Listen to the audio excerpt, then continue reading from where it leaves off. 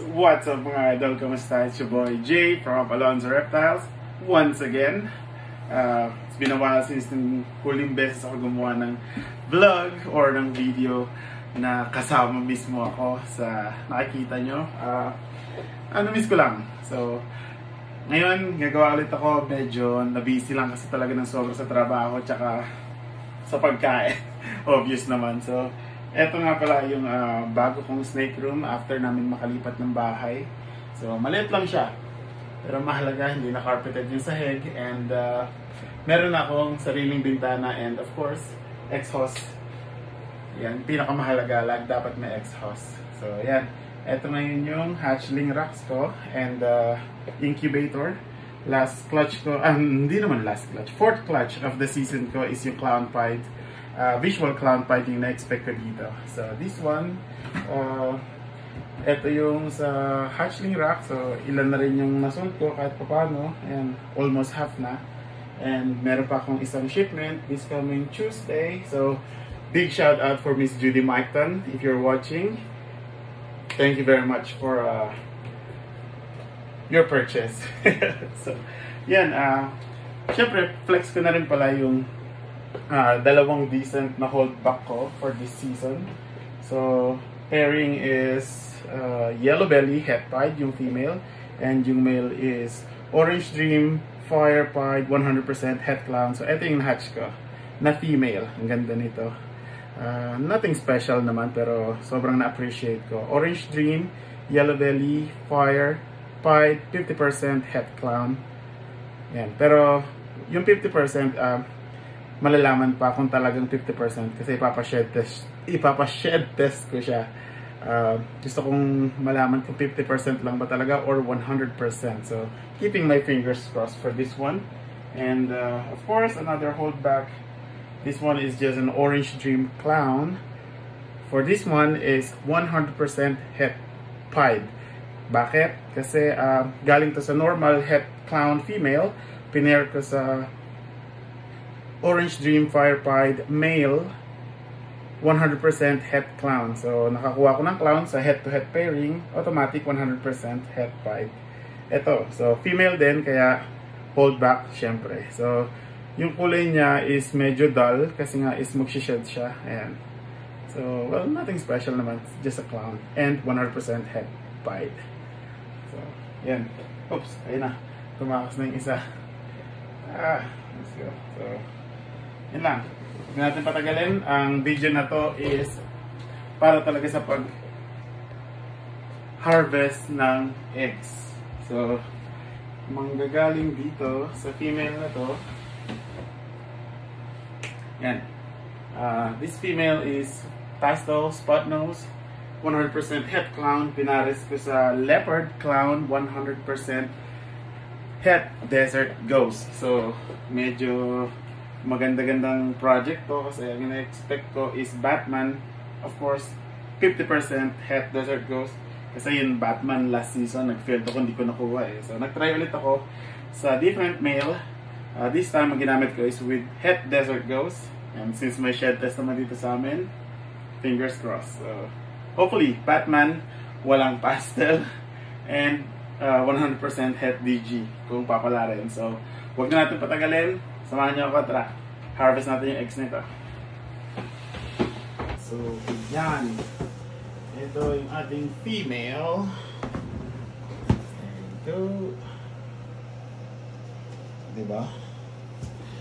Sana hindi siya magmataray ngayon.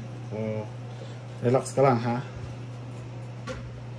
Oops. Sorry.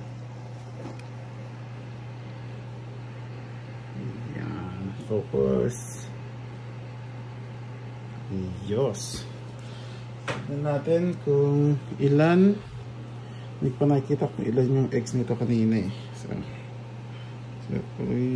magaganda lahat. Ayan siya. So, yan yung ating pastel spot nose, 100% het clown female. Ayan, mukhang wala naman na. Sobrang na siya. Ayan. Mukhang empty na. Ganyan na itsura ng ahas after nila mag-lay ng eggs. Kumbaga parang sobrang empty ng ilalim. That's how it's supposed to be.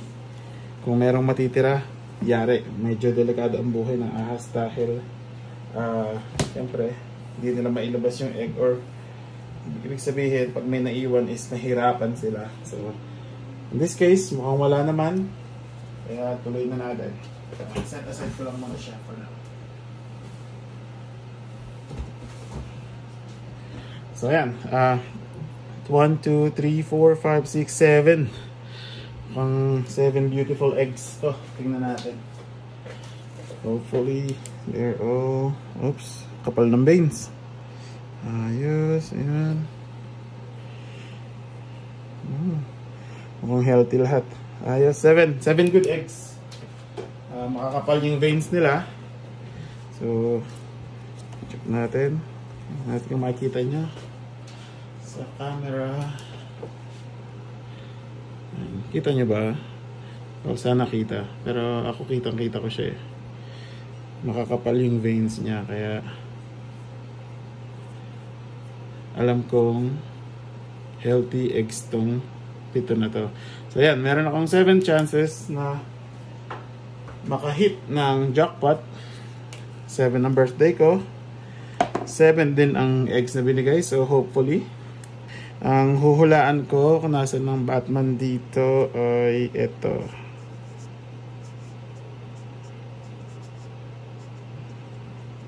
Batman and this one.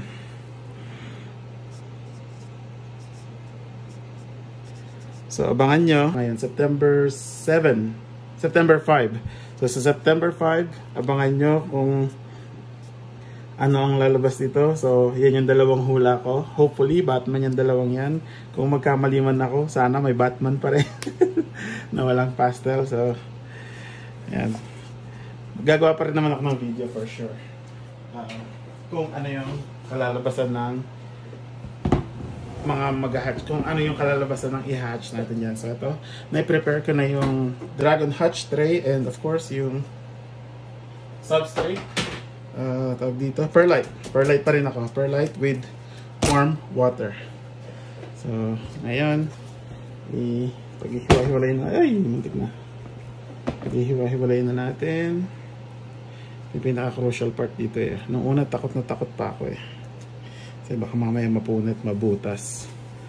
So, ngayon, hindi na ako takot kasi kahit mapunit or mabutas man yan, alam ko na yung gagawin. Meron akong pantagpi eh. Tinuruan ako ng boss ko sa trabaho. So, ayan. Dati ingat na ingat pa ako sa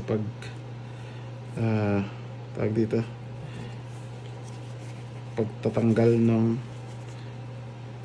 mga itlog.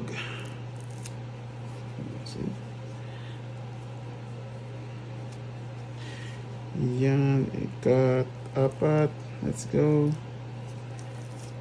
Grabe, kapal ng calcium. Kaya hindi ako tatakot na mabutas eh. Kasi alam kong healthy yung ahas. Kaya syempre pag healthy yung ahas mo, healthy rin yung ilalay na itlog niyan. Diba? So pagtabihin lang natin yung Batman para mas madali. Ayan, kita. Kasi lagi ako nakamonitor sa incubator ko eh. Atat kasi ako eh. Dito na lang ito. Dito na kayo sa harapan. Ayan.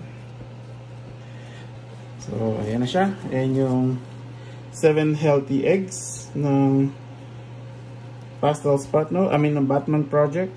Ayan. Pastel spot nose het clown female to leopard clown 100% het desert ghost male. So, ayan. Clear naman dito. Clear din dito. Clear din dito. Walang nakadikit na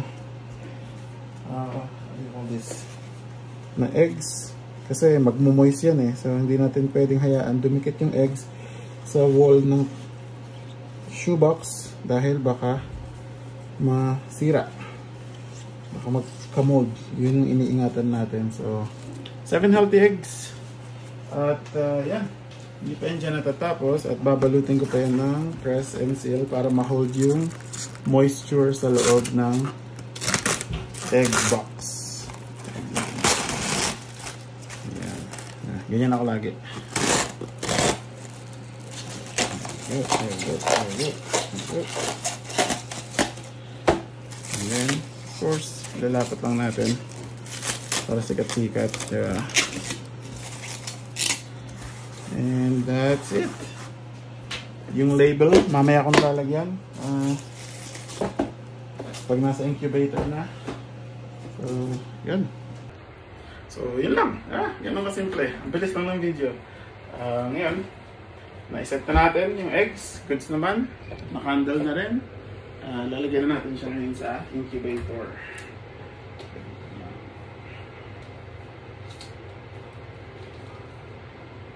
And dyan. And syempre, nabuksan na rin yung incubator. Kaya, tingnan na rin natin yung clown point clutch. So, wala pa naman nagpipip so far. Pero, ang due date nito is this coming July 9. Kaya magpip o wala, bubuksan ka na to. Na-excite na rin ako dahil syempre, clown fight. Yeah. Good. So, yun lang guys. Sobrang bilis lang. Thank you guys for watching and keep on liking and sharing ng video ko. Maraming salamat. Maraming salamat sa lahat ng sumusuportang patuloy. This is your boy, Great J from Alonso Reptiles again. Peace out.